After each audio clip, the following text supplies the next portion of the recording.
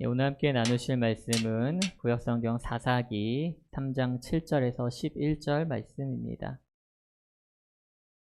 네, 다 찾으셨으니 같이 읽겠습니다. 시작.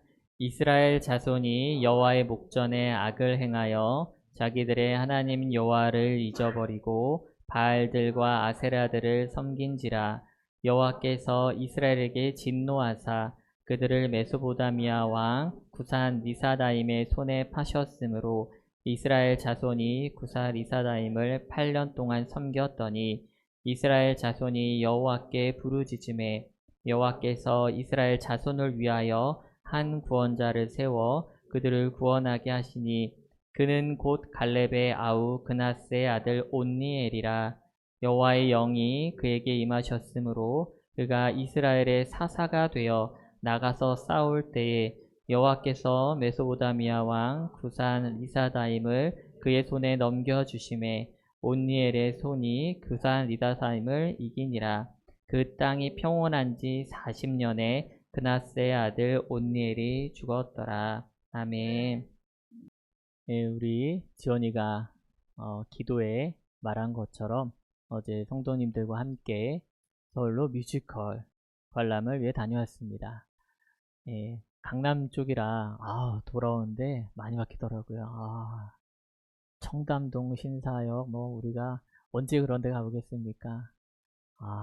승리가 했던 말 두 마디가 생각이 나요. 하나는 서울은 또 하나는 끝나고 나오면서 엄마가 이걸 봤어야 되는데 이 한마디에 제가 다녀오길 잘했다. 다녀오길 잘했다. 한 차량 가득 채워서 다녀오면 불편하기도 하고 좀 부족한 부분도 없지 않아 있었지만은 그래도 은혜롭게 잘 다녀와서 정말 감사했습니다. 정말 값진 시간이었다고 생각합니다. 솔직히 말씀드려서 제가 오늘 강단에 써서 말씀을 선포하는 것보다 뮤지컬 한 번 더 봤으면은 더 은혜가 될 것 같은데 오늘은 공연이었지만 당장이라도 올라가서 우리 못 보신 성도는 보시고 다시 한번 보고 싶은데 그래도 은혜로울 것 같은데요. 근데 저보고 오늘 설교 준비 열심히 하시라고 운전대를 안 내어주신 형제님이 계셔가지고 나 준비를 안 할 수가 없더라고요. 또 하나님 맡기신 일이기 때문에 순종하는 마음으로 감사한 마음으로 오늘 말씀 같이 나누려고 합니다. 못 보신 분들도 계시고 또 하셨지만은 우리 한번 좀 리마인드 하기 위해서 어제 뮤지컬 얘기 조금만 좀 해보도록 하려고 합니다. 어제 우리 함께 관람한 뮤지컬 제목은 더 북, 성경이 된 사람들입니다. 마틴 루터가 중세시대에 썩어가던 그 교회와 그 왕을 향해서 비텐베르크 대학교 교회 정문에 95개조 반박문을 써서 붙이려고 하는 그 준비하는 장면으로부터 뮤지컬은 시작을 합니다. 그리고 나서 바로 100여 년을 거슬러 올라가서 어떻게 마틴 루터가 또한 많은 사람들이 이 종교개혁의 불씨를 지피게 되었는지 그 배경을 이야기가 주로 삼고 있습니다. 당시 예배는 라틴어로만 된 성경만을 가지고 드려졌고 각자 자기의 나라로 언어로 예배를 드릴 수가 없었습니다. 성경 역시 읽을 수도 없었죠. 성경의 해석과 설교는 오직 성직자들의 것이었고 일반 성도들은 알아듣지도 못하는 언어로 예배를 드리며 교리문단만 외우고 고해성사만 하면서 자기의 죄를 고백하는 그런 반복의 연속이었습니다. 그 가운데 롤라드라고 불리는 사람들이 있었습니다. 롤라드. 독버섯이란 뜻인데요. 라틴어로 되어 있는 그 성경을 자기 나라의 언어인 영어로 번역을 하여 몰래 전달하던 사람들을 교황청에서 부르던 그런 이름입니다. 교회는 그들을 탄압했고 발견되는 즉시 화형에 처하기도 했습니다. 하지만 그들은 올바른 믿음을 모든 사람이 성경을 통해서 알아야 한다는 신념으로 죽음을 불사하고 계속 번역해서 퍼뜨렸고 더욱더 핍박이 심해지자 마침내 각자가 성경이 되었습니다. 무슨 뜻이냐면은 각자 한 사람 한 사람이요 성경 한 권을 통째로 외우기 시작한 거예요. 그래서 만나는 사람들마다 그곳에서 말씀을 외운 것을 선포하면서 성경을 미처 접하지 못한 많은 사람들에게 진실된 믿음의 성경을 선포하기 시작한 겁니다. 우리가 각자 지금 모두 한 명씩에게 다 성경이 있죠. 우리말로 잘 번역이 되어 있습니다. 이 성경이 그냥 온 게 아니라는 거죠. 이처럼 믿음의 선진들이 흘린 피와 눈물로 이어져 내려온 것입니다. 우리가 지금 너무도 당연하게 생각하는 많은 다양한 번역의 성경들을 쉽게 만날 수 있는 것은요, 사실 전혀 당연한 것이 아닙니다. 오늘 아침에 여러분들 햇빛이 아마 눈을 뜨셨을 건데, 해가 뜨는 것 사실 전혀 자연스럽고 당연한 게 아닙니다, 여러분들. 우리가 숨을 쉴 수 있게 우리 주변을 가득 채우고 있는 공기가 있는 것, 전혀 당연한 것은 사실 아니라는 것이죠. 불과 5년 전만 해도 이곳에 우리 교회는 없었습니다. 그런데 오늘 이 아침 우리는 한 자리에 모여서 예배합니다. 이것도 역시 절대로 당연한 것이 아닙니다. 우리가 요즘 읽고 있는 이 사사기는요, 우리의 삶이 마치 쳇바퀴 같다라고 저는 말씀을 드렸습니다. 매일 반복되는 삶 가운데 죄악의 길로, 다시 한번 회복의 길로 가는 이런 쳇바퀴 같은 삶 가운을 보여주지만은, 근데 그 안을 또 자세히 들여다보면은 그 어떤 것도 당연한 것은 하나도 없습니다. 쳇바퀴 같은 삶 가운데 우리의 삶은 계속되죠. 그리고 오늘 이 아침 우리가 함께 이 자리에 있는 것입니다. 사사기 말씀 우리가 한번 상고하면서요. 그래서 오늘은 우리가 우리의 삶의 위치는 도대체 어디쯤인가, 어디에 있는가를 조금 살펴보았으면 합니다.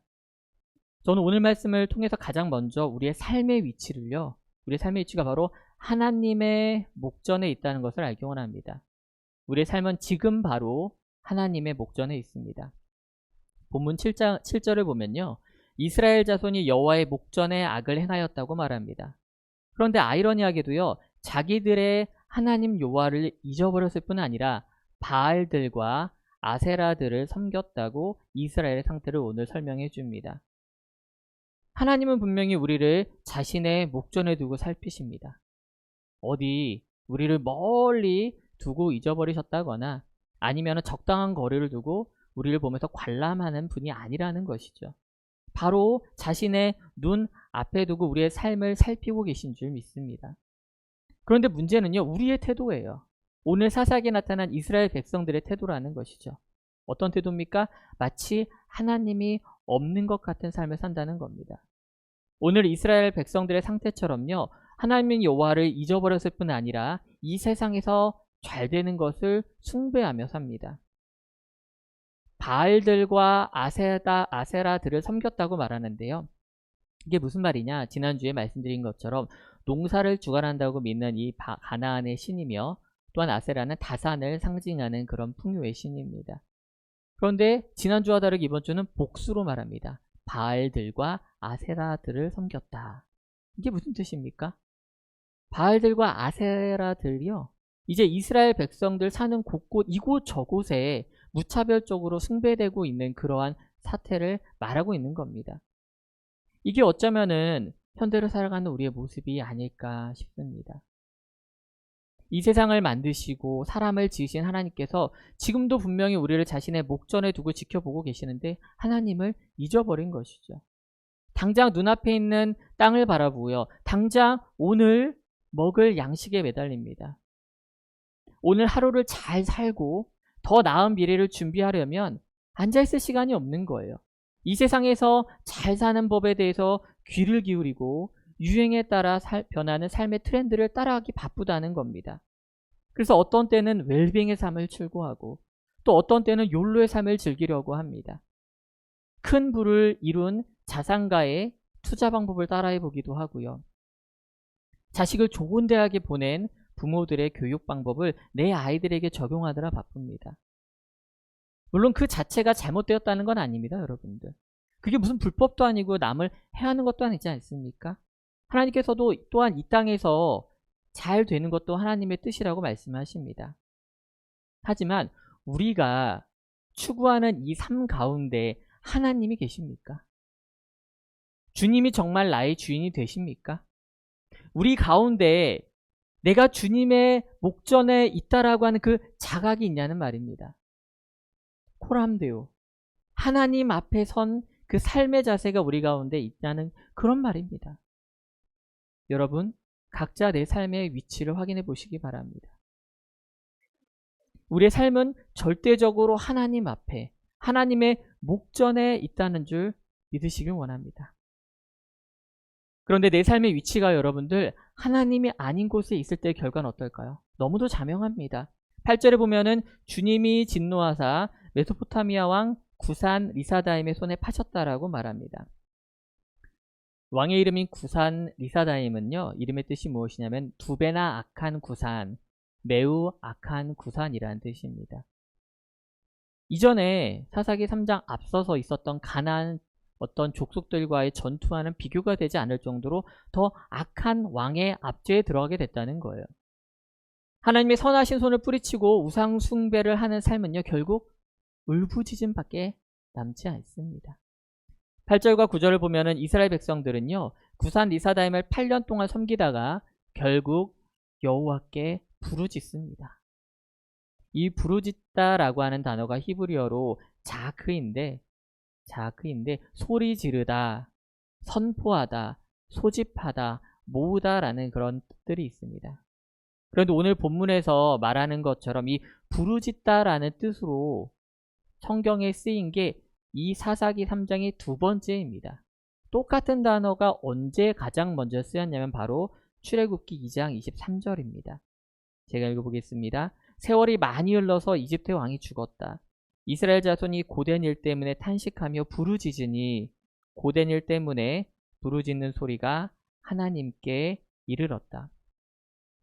400년간의 종살이 끝에 그들의 입에서 나올 수 있는 게 뭐였어요, 여러분들? 소리 지르는 것, 부르짖는 것, 울부짖는 것, 그게 다였다는 거예요. 여러분들, 우리의 삶의 위치가요, 하나님 앞이 아닐 때, 하나님이 아닌 곳으로 가려고 할 때 우리 삶은 어려워질 수밖에 없다는 겁니다. 우리의 삶의 위치가 하나님이 아닌 곳에 있을 때요, 우리는 부르짖을 수밖에 없는 거예요. 울부짖을 수밖에 없다는 겁니다. 그런데 여러분들, 우리가 할 수 있는 게 이거밖에 없었어요. 울부짖는 것, 부르짖는 것, 이거밖에 할 수 없었는데 그 부르짖음의 결과에 대해서 시편 기자는 이렇게 우리에게 말을 해줍니다. 시편 22편 5절입니다. 그들이 주께 부르짖어 구원을 얻고 주께 의뢰하여 수치를 당하지 아니하였나이다. 시편 107편 13절입니다. 이에 그들이 그 환난 중에 여호와께 부르짖음에 그들의 고통에서 구원하시되. 아멘. 부르짖는 우리를 외면하지 않으신다는 거예요, 하나님께서요. 원수의 손에서 고통의 현장에서 우리를 구원해 내신다는 겁니다. 그 구원을 오늘 본문에서는요, 하나님의 손이라고 나타냅니다. 오늘 본문이 그리 길지 않죠, 여러분들. 그런데 반복적으로 나오는 단어가 하나 있어요. 뭐냐면 바로 손입니다. 손. 8절 보면은 구산 리사다임의 손에 파셨다. 10절 보면 구산 리사다임을 온니엘의 손에 넘겨주셨다. 10절 보면 온니엘의 손이 구산 리사다임을 이겼다. 이 손이 무엇을 의미합니까? 진짜 구산 리사다임 걸까요? 진짜 온니엘 손일까요? 아닙니다. 적에 파시는 것도 온니엘의 손에 넘기시는 것도 모두 다 하나님의 주권 아래 있다는 겁니다. 바로 하나님의 손 아래 있다는 것이죠. 이처럼 우리의 부르짖음의 주님은 우리의 삶의 위치에 상관없이요, 개입을 하시는 거예요. 삶에 찾아오신다는 겁니다. 자기 백성을 구원해 내시는 분이라는 것이죠. 이 메커니즘은요, 여러분들 철저하게 하나님의 신실하심에 근거합니다. 신실하신 하나님의 약속이 먼저 기반되어 있기 때문에 이 메커니즘이 도는 거예요. 하나님은 일찍이 신명기를 통해서 자기 백성에게 분명히 약속하셨습니다. 신명기 4장 29절입니다. 그러나 내가 거기서 내 하나님 여호와를 찾게 되리니 만일 마음을 다하고 뜻을 다하여 그를 찾으면 만나리라. 아멘. 우리 같이 한번 고백해 봅시다. 이 말씀으로 우리 다시 한번 고백해 볼까요? 같이 읽겠습니다. 시작. 그러나 내가 거기서 내 하나님 여호와를 찾게 되리니 만일 마음을 다하고 뜻을 다하여 그를 찾으면 만나리라. 그를 찾으면 만나리라. 그를 찾으면 만나리라. 하나님께서 먼저 약속하신 거예요.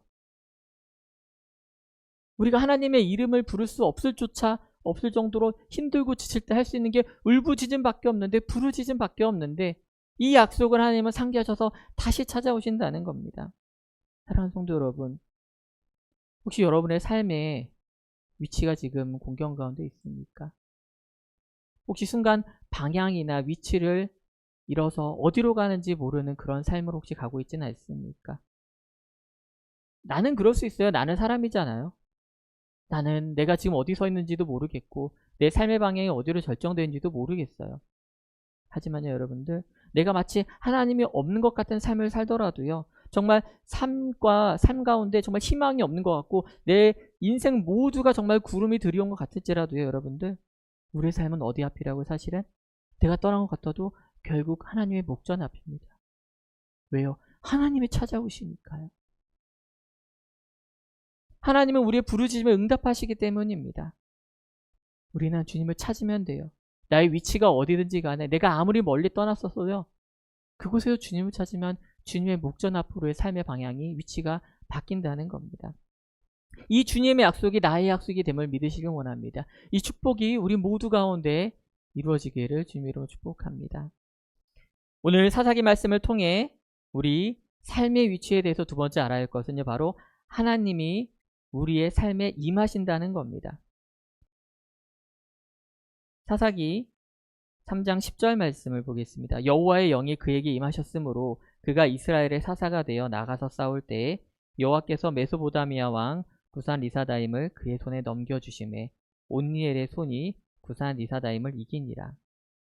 하나님은요, 우리를 자신의 목전 앞에 두고 살펴보실 뿐 아니라요, 구원하기로 작정하신 그 순간에 적극적으로 우리의 삶에 개입하신다는 겁니다. 적극적으로 우리 삶에 개입을 하세요. 그 첫 번째 방법은 뭐냐면 바로 사람을 세우십니다.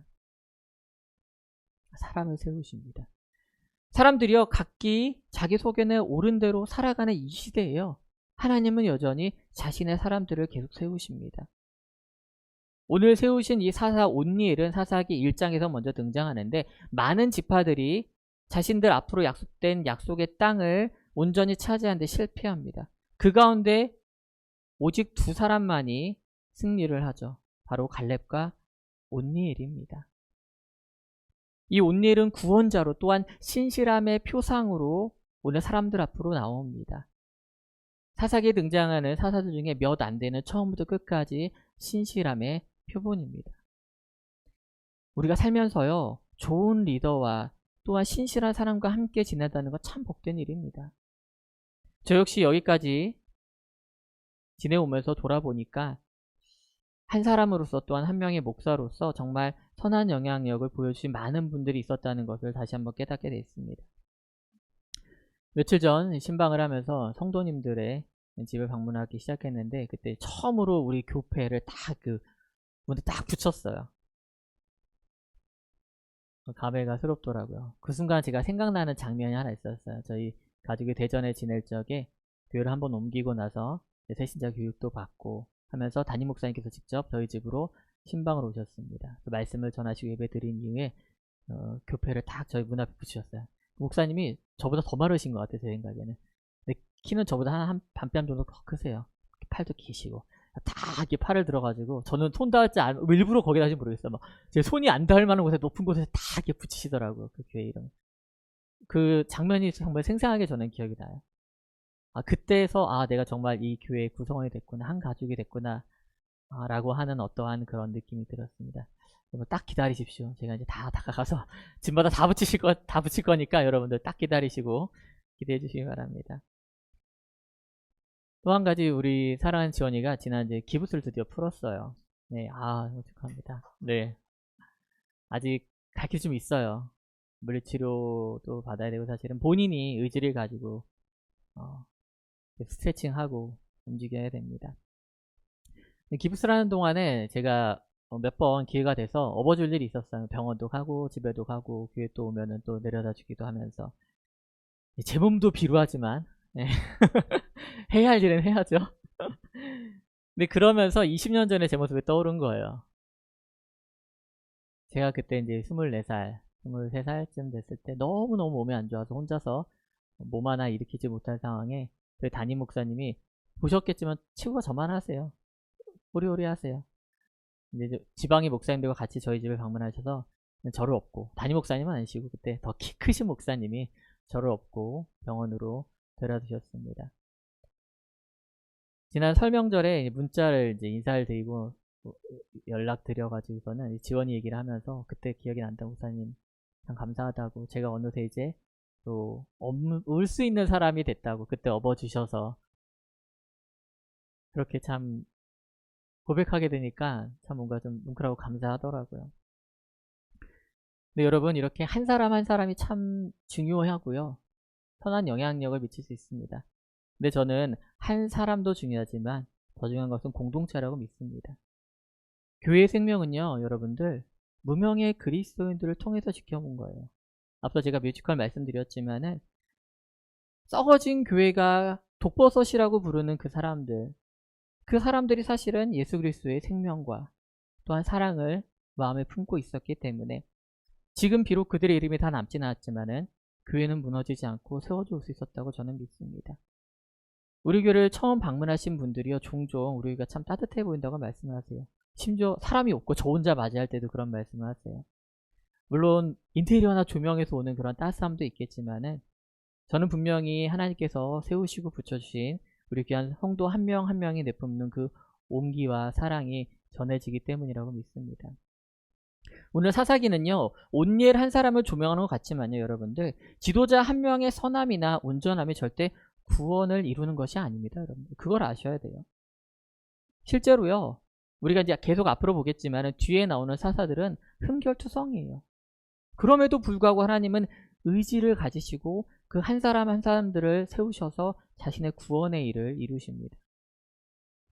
제가 스승되는 목사님께 배운 게 하나가 있다면은 목사가 귀한 게 아니라 성도 한 명 한 명이 귀하다는 겁니다.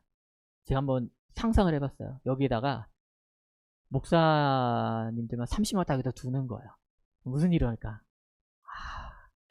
제 생각에는, 제가 목사로 하는 말이에요, 여러분들. 서로 잘났다고 싸울지도 모르겠어요. 겉으로는 점잖 빼면서 가만히 있으면서 무슨 말 하나 이렇게 지켜보고, 저게 신학적으로 맞나 이렇게 지켜보고, 뭐 흠잡을 거 없나 이렇게 지켜볼 것 같아요. 하지만 여러분들 반대로요, 목사 한 명 없이요, 여러분들 여기 성도들만 채워지잖아요. 뭐 어떻게든 예배를 드리려고 할 거예요. 말씀을 갈급할 거예요.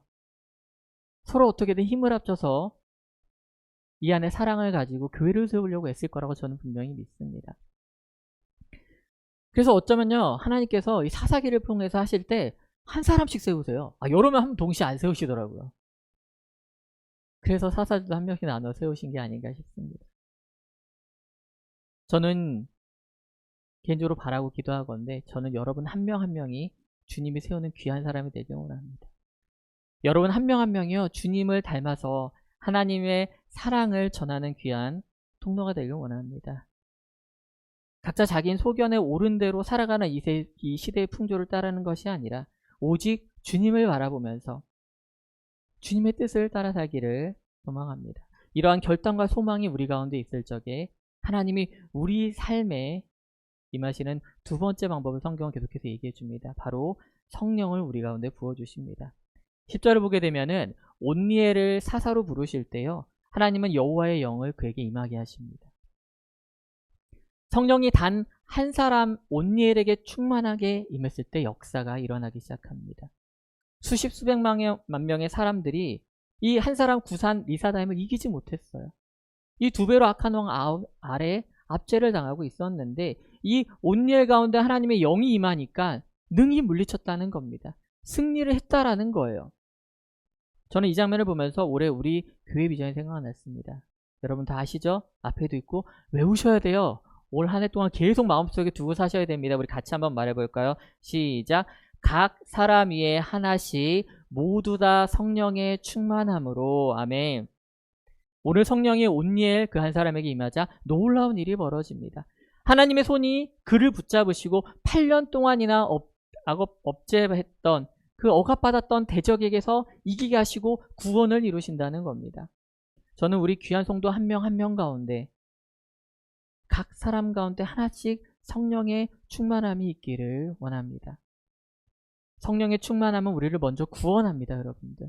여러분 각자의 삶의 상황이 어떠하고요, 위치가 어떠하든지 상관없이 구원의 역사가 그 자리에서 일어나는 줄 믿습니다.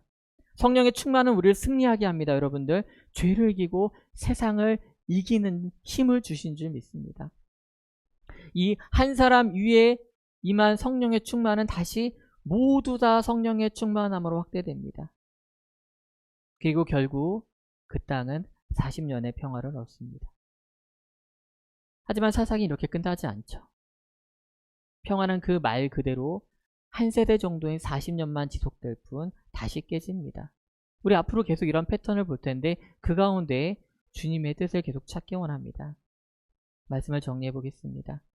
우리가 너무도 당연하게 여겨왔던 이 삶 가운데, 그래서 우리의 위치조차 잃어버렸던 이 삶 가운데 우리는 우리의 위치를 다시 한번 확인해야 합니다. 가장 먼저 우리 위치가 어딘 걸 잊지 말아야 됩니까? 하나님의 목전임을 잊지 말아야 합니다.